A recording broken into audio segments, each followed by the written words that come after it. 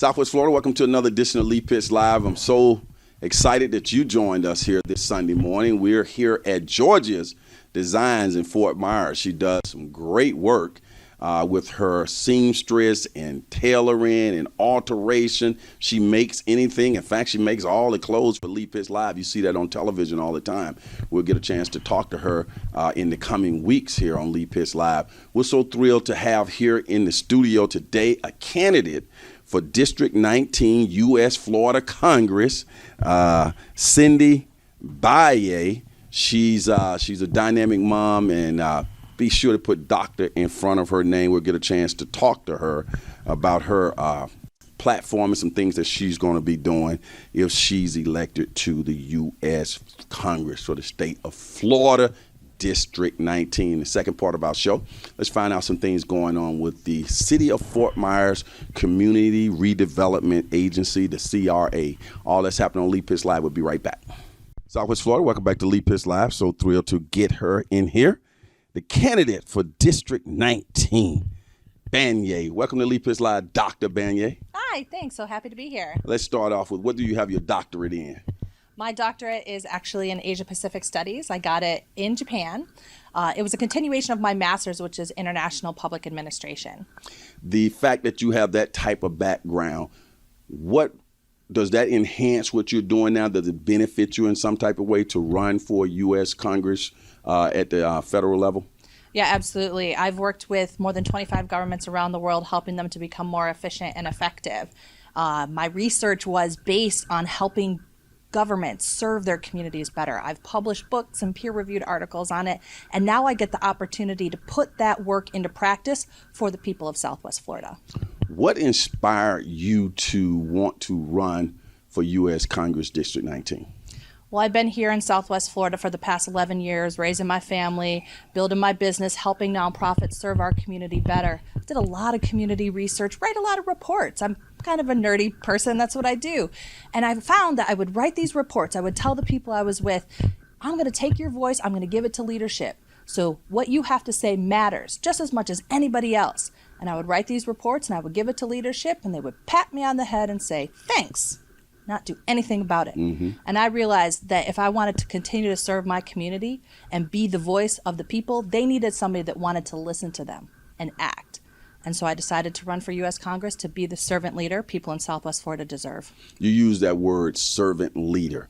What should we take from that when we hear that word, servant leader? Well, those two words. Exactly. It's all about serving the people. It's not about me. It's not about putting money in my bank account, building my business. It's not about getting people that I know to be more famous or rich. It's about actually helping people in this community and designing policy that matters by listening to what people want. We know that people in Southwest Florida, they want to have better jobs, better houses. They don't want to be hungry. And these are things that happen every single day in our community. And we really need people that understand that and want to make things different. People have been seeing a commercial that's been aired on Lee Pitts Live featuring you and some other celebrities. Let's take a look at that and we'll come back and talk about it. Let's take a look at this commercial. Hi, my name is Dr. Cindy Banyai, candidate for Florida Congressional District 19. I'm a mom, small business owner, and I'm fighting for our water, our health, and our community. I'm running to be the servant leader the people of Southwest Florida deserve. We need leaders who will listen to and work for the people, not the powerful. Send Mama to Congress to fight for you. Check your voter registration and vote for me, Cindy Banyai, in the upcoming Democratic primary. I am Cindy Banyai, and I approve this message.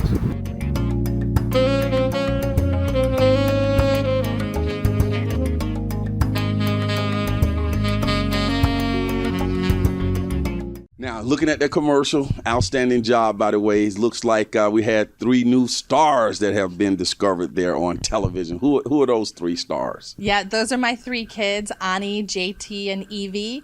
They are fantastic. I get the opportunity to be with them every single day now because we're doing virtual school, but they're so fantastic, and I'm so fortunate to be a mom and to help make our world a better place for them and all our kids. We noticed that you said send mom to Congress.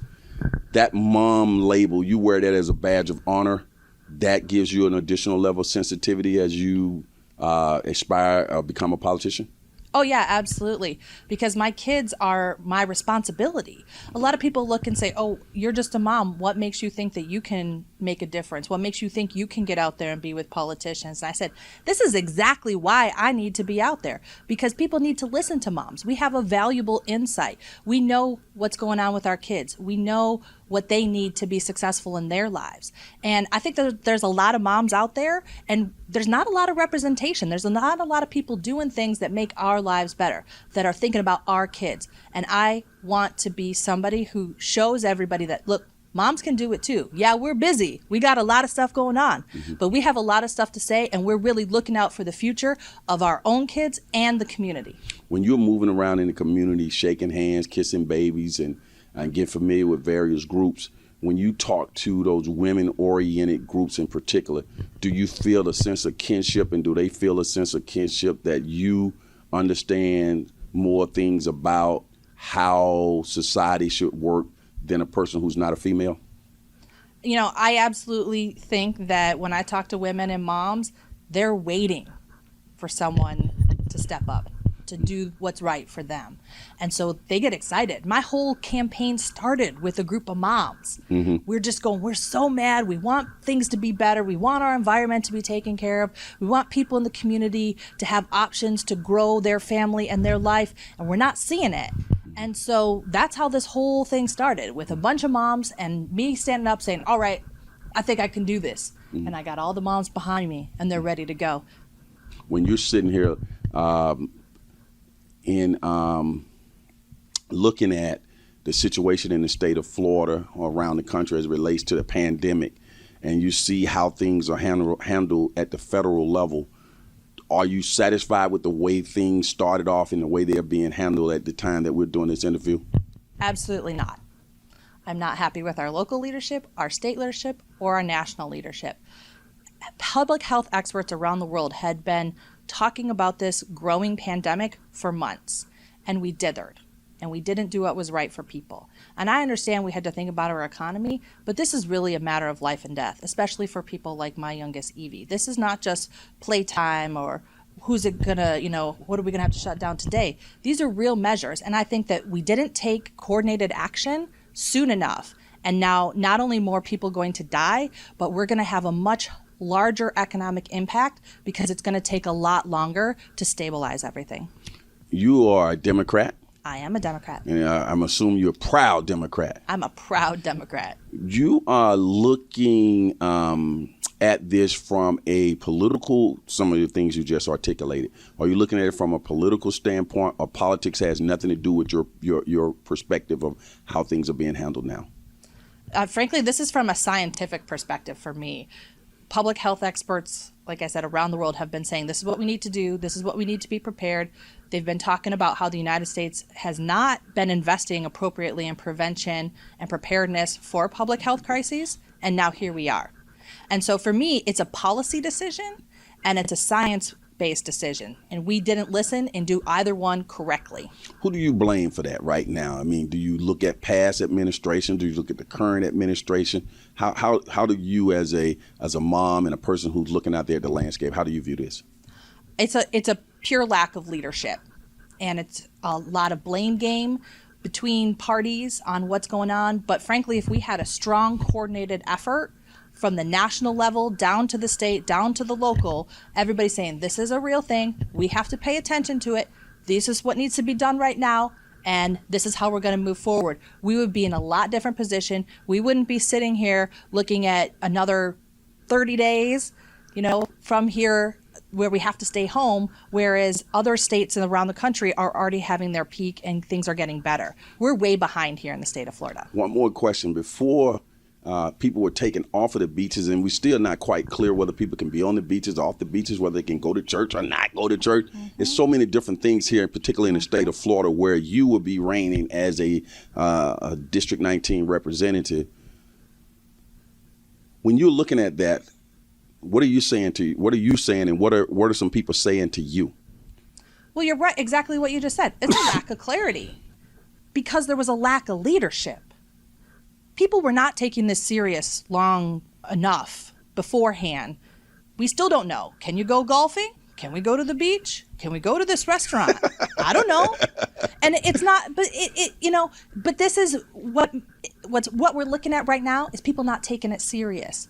And because we've had so many weeks of people not taking it serious, it's going to be that much longer.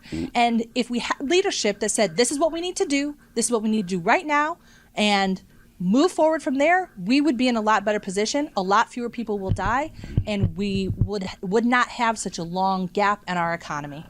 You made an emphasis on talking about our water quality, water in general here.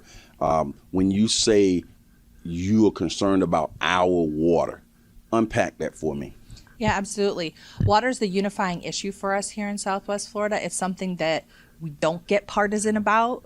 Typically, everybody is concerned about it. The environmentalists care about it because we want to keep the environment safe, but it's a big part of our business.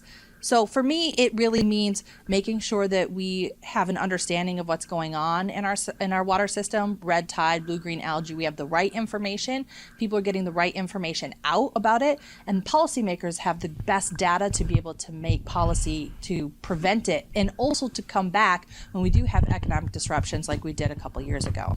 If you're elected to Congress, District 19, state of Florida, US Congress, what do you see as your first two priorities?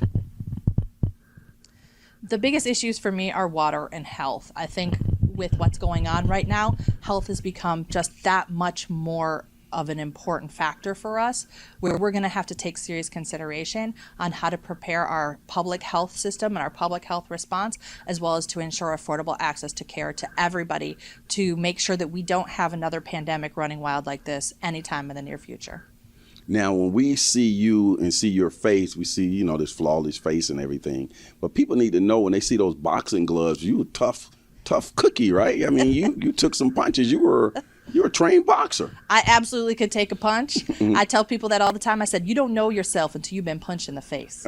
And that's a real thing, something I learned. So, your face is you, and it's all about you. And when somebody's coming at you and punching you in the face, you can either fall apart or push through. And I'll tell you what, I never fall apart. All the times I've been pushed and punched and pushed down, I never fall apart. And I bring that same tenacity to my work here, serving the people of Southwest Florida.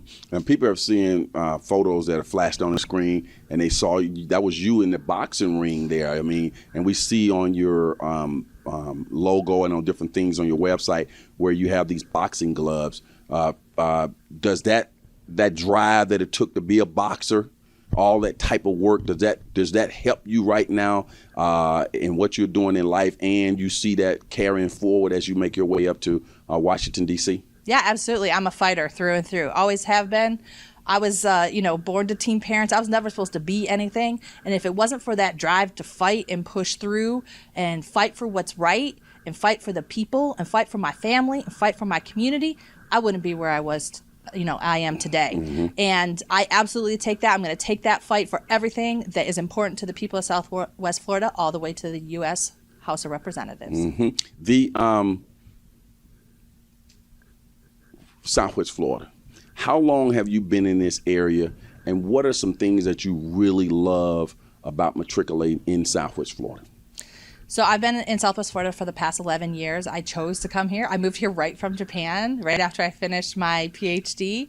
My children were born here. I decided to raise my family here because it's a beautiful place and a lot of sunny people as well. And I really thought that this is an area that I wanted to invest my time in. And so I started working with nonprofits, and people here are so passionate about making their community a better place. And I used the skills that I had to help those organizations. So I've worked with hundreds of organizations across the state of Florida now, and across Southwest Florida, helping them serve their communities better, helping them to become more efficient and effective. And I know I could take not only that same passion, but those skills to have policy and programs that are more efficient and effective to our government. You mentioned a couple of times that you work with nonprofits. You appear to be so proud of the fact that you did work with nonprofits, and you're still working with nonprofits. Let's just take a couple of nonprofits. What about your experiences there working with those nonprofits, you can name them if you want to, that you took away that says, hey, this is why I need to be in public policy. This is why I need to be able to influence things? Well, there was a couple of things that I was really happy about in terms of my work. I worked with the Future Makers Coalition, helping that to spin up, and that's a cradle to career education initiative with hundreds of organizations across Southwest Florida, trying to make sure that our students aren't falling off the rails anywhere, that they can get all the way from into pre-K to out of a post-secondary degree and into a career that they can use to build their life with here in Southwest Florida. And it's amazing how many places students can fall off. Everything from equity gaps in high school graduation rates to a couple $100 in issues that can keep students from getting their post-secondary degree. And these are all solvable problems with policy and appropriate investments. And so that work was a piece that I was particularly proud of, coordinating with nonprofits around Southwest Florida. And another nonprofit? So I also worked helping to put together a pre-K program with the Quality of Life Center and the Dunbar Community School. That was taking a 2-generational approach, so helping parents and children work on their education and literacy skills together. That was a very great pilot program that we had, helping to increase the amount of pre-K slots that they had available.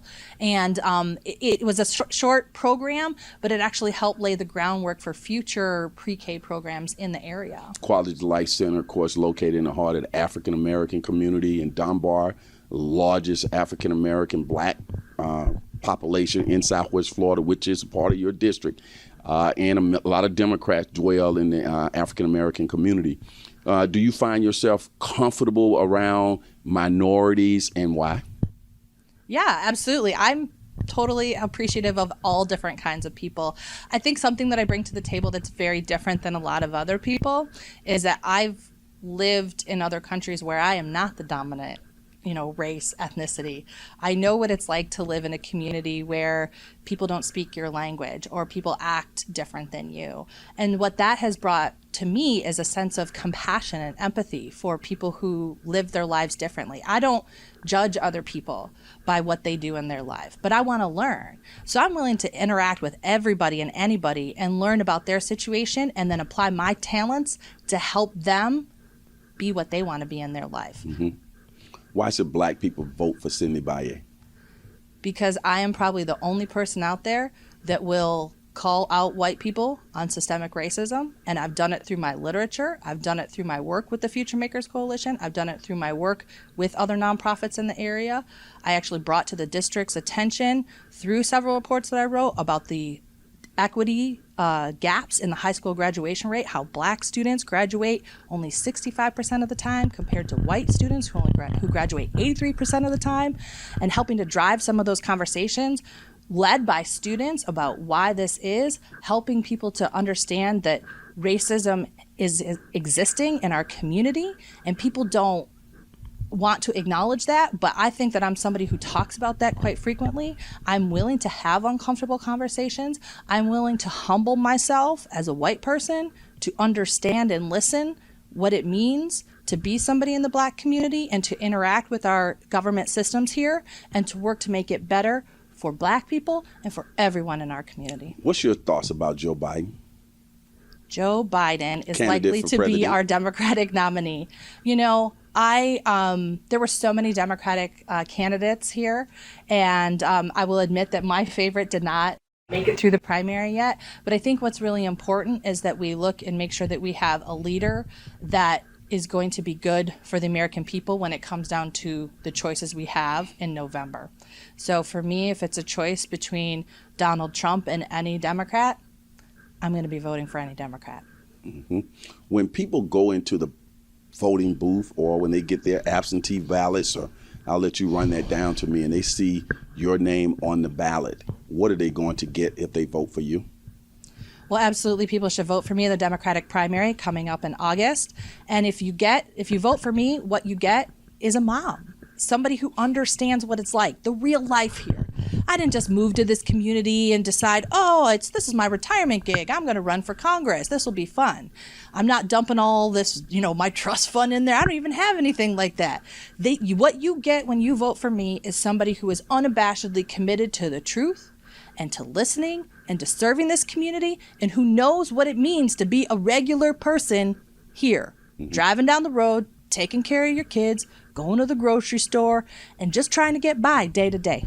You are great. You see your campaign as grassroots. When people go to your website, they can support you in various ways. Your website has been appearing on the screen, but go ahead and give your website and talk about why you see yourself as grassroots for the working class. Absolutely. So my website is cindybanyai.com. That's CINDY, B as in boy, AN as in Nancy, YAI, and I spell it so you can vote. And also so you can go to my website and donate, and you can donate to me through ActBlue as well. But I'm a grassroots candidate because nobody selected me. Nobody said, hey, you should do this. I said, hey, me and these other moms, nobody's listening to us. Mm-hmm. We need somebody to step up. And who's going to do it? And I said, okay, I'll do it. And we all kind of ran forward with it. I'm grassroots because I don't have $500,000 like some of the Republicans in this race of my own money that I'm just throwing in for fun. I'm grassroots because every single day I got to meet people and convince them that I'm here to serve them and convince them that they should support me in that endeavor. And I do it, and I make phone calls, and I am out meeting people and telling my story and telling everybody that I am here for them, which is the truth. When people say, how are you going to function? How are you going to run your campaign with the pandemic? Your boxing background, your stick-to-itness, your fight has not let this pandemic stop you from getting out there. Talk about that whole, how you shifted and how you're doing things, how people can communicate with you. Yeah, absolutely. Luckily, I'm a millennial, so going digital was pretty simple and straightforward for me, and I also work virtually. So we have weekly virtual town hall meetings now that you can join us at. You can check that out on my Facebook page. We also have Facebook Friday Night Wine Time, which is a little bit tongue-in-cheek, where we're just talking about what's going on during the week. We have Coffee Corner in the morning, where we're reviewing current events, also on Facebook Live. I have a podcast, Dr. Cindy Speaks, that you can find on my website or any place that you view your podcast or listen to your podcast. These are ways that I'm helping to get the message out. And I'm also just generally on social media, writing blogs, writing op-eds, trying to talk about things that are important to the people in Florida, and making sure that we have our eye on democracy and the people moving through this pandemic. Small, to not get too pandemic-ish right now, but in general, but we can't escape it when we talk about small businesses right now being impacted by the pandemic. And in general, before all of this happened, you were running for Congress before the pandemic became a household word. You had a passion about the importance of small businesses in our society. How does a politician impact small businesses? Well, it goes back to policy. In Southwest Florida, 41% of our businesses here are small businesses. We don't have a lot of big guys. We got a handful of big guys and a whole lot of little guys. And we need to be really careful about that. And from a policy perspective, we need to make sure that we have investments and supports for those small businesses, especially in times like the pandemic, so they can continue their payroll, so they can continue to pay their rent on whatever space they have and get through this to live another day after the pandemic, because it's all these small businesses. If 91% of our businesses here in Southwest Florida folded because of the pandemic, we would have a whole nother economic crisis on our hands. Mm-hmm. We would have a depression. Mm-hmm. That's another story. Let's go to here locally with you. Should you become a US Congressman for the state of Florida, Congresswoman, District 19, you will actually be traveling back and forth to Washington, D.C., right? Just kind of Sesame Street this for our viewers who may not be familiar with the role of a U.S. Congressman for a particular district, your district being Naples, Collier County, Lee County, along the shore. We'll break that down in a second. How you can impact certain things down here at the local level from D.C. Yeah, absolutely. So District 19 is Cape Coral DeMarco Island, coastal Southwest Florida. So we have a lot of area and a lot of concerns around small businesses and the environment. For us here, though, Congress, U.S. House of Representatives, they do what's called a split session often. So House of Representatives are the closest representative to the people. That's what we're supposed to do. So session works for them Tuesday to Thursday. So that's when people are up in Washington, D.C., and they're doing their work on Capitol Hill. They're voting for bills, all that kind of stuff. But they only work those days because the idea is that they're spending the rest of the time back in their district talking to people and serving them. And that's exactly what my plan would be, is spend the time that I need to be in DC voting and coordinating on bills to help serve the people, and then come back here to listen to people in our district. When you're moving around, meeting with community-based groups, and you're still open to that, assuming social distancing and all these things are taken care of, but what are some things before all of that happened? What are some key things that you're hearing from the people that may have actually surprised you? You say, I hadn't thought about that, but that's an important issue. Are you hearing things now? So the thing that always surprised me when I'm listening to people around our district is how connected some of these issues are. None of these issues survive in a vacuum. Transportation is an issue that comes up all the time around our district, yet it's the least exciting thing to talk about.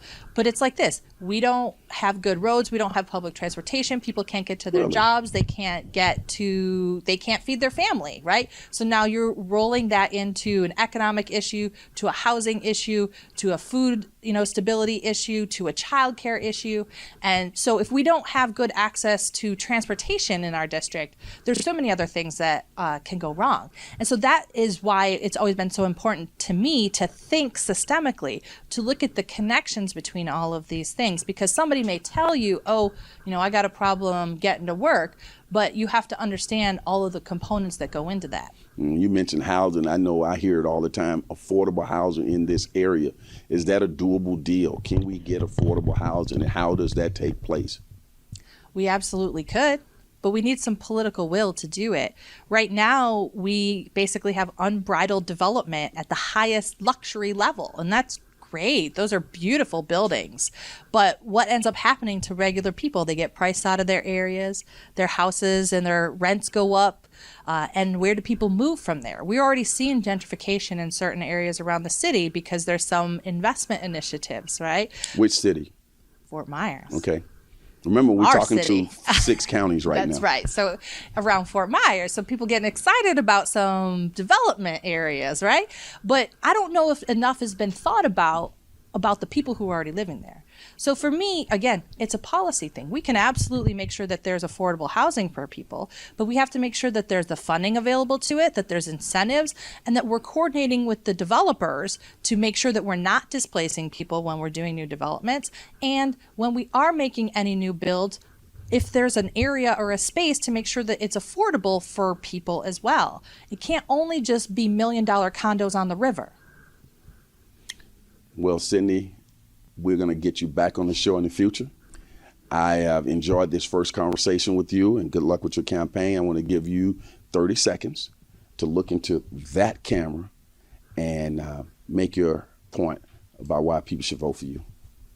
So my name is Cindy Banyai. I'm a candidate for Congress. I'm a mom and small business owner, and I care about our water, our health, and our community. And I am here every single day fighting for the people of Southwest Florida to do what's right, not for the powerful, but for everybody that lives here, for our kids, our economy, and our democracy. We'll be right back. Lee Pitts Live is a Lee Pitts Enterprise production. Hello, everybody. This is Lee Pitts, the host of the award-winning Lee Pitts Live here on Fox 4. We appreciate you watching our show here on our YouTube channel. Subscribe to our YouTube channel, clicking below. Let everybody else know that they can subscribe as well. Also, when we're on the air on Fox 4, you can also catch us streaming live at 8:30 a.m. in the morning on fox4now.com. Just click on live and you get us all types of ways at your convenience. That's Lee Pitts Live.